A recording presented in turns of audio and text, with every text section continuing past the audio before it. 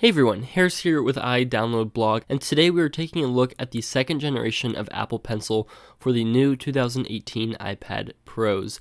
While externally very similar, it offers several new features which make it significantly better than the previous generation. So on the outside, gone is the glossy plastic, and in is a new matte plastic white finish, which feels great. I'm a big fan of the matte texture, and I find myself holding the pencil while I normally would have set down the previous generation because of how smooth and nice it feels.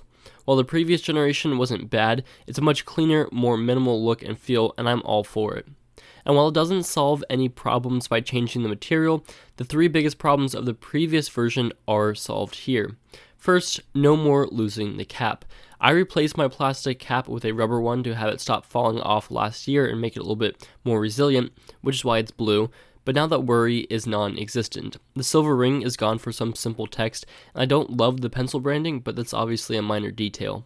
The second big fix is the charging method. No longer do you have to awkwardly plug it into your iPad, which no matter how many times you did it, never felt less weird nor less awkward, but now it attaches to the iPad magnetically to charge, which is great. This in return means essentially any time that you aren't using the pencil, it will be with you. It'll be stored and it will be charging, so anytime you want to use it, it will be essentially 100% charge, which is super convenient. The only downside is that you can't use this combo anymore.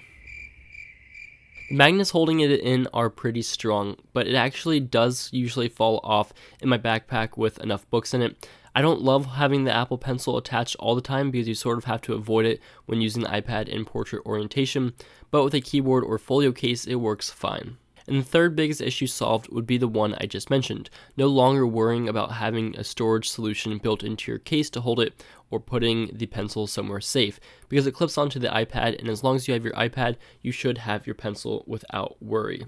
On top of solving problems, it also adds a nifty feature. Double tapping on the side allows you to switch controls on supported applications, such as switching from a pen to an eraser in the notes, or on other writing applications, and you can customize this a little bit.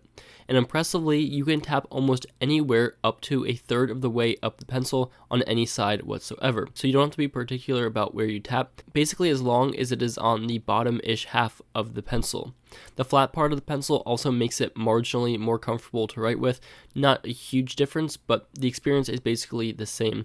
Pressure sensitivity is in the tip of the pencil, which you can still remove for varying thicknesses and shading when drawing. Writing is as precise as I could hope for, and by all the drawings and artwork I have seen on Twitter, I'd say this is a great tool for artists. But without a doubt, it's a far superior pencil to the previous very good stylus for the iPad, and it's a great addition for the iPad Pro. I use it every day for taking notes at school, and I love it, especially with the new features we mentioned and the new double tap. I hope at some point more gestures are added via software updates, but it's possible that will be a Generation 3 item. The price on this is still a bit unfortunate, but that is what you can expect from Apple trends in 2018.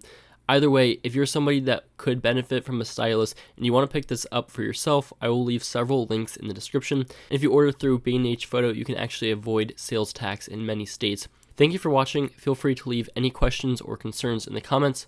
We'll see you in the next video.